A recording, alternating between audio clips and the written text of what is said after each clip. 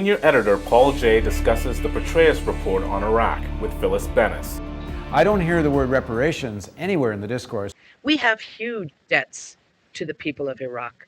We owe compensation. We owe reparations.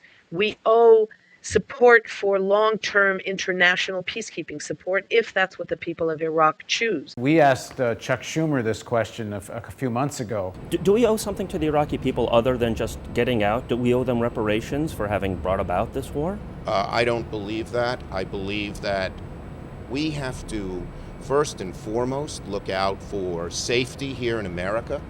That's the auspices under which the president fought this war, and that ought to be our number one focus. So why isn't this issue of reparations even in the discourse? I don't even hear it much in the anti-war movement. It is part of the discourse of the anti-war movement. It's what we've been calling for years now, that after step one, the withdrawal of the troops and the closing of the bases, comes meeting the obligations we have to Iraqi society, to the people of Iraq.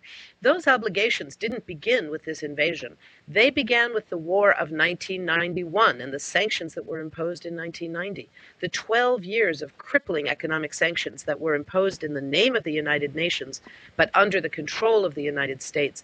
The sanctions that shredded the social fabric of this once wealthy, once very middle-class Arab society that had the best education system in the Arab world, the best medical system in the Arab world, that had the smallest gap between wealth and poverty of any society in the Arab world, despite a dictatorship that was brutal in terms of the political rights that it denied to its own population.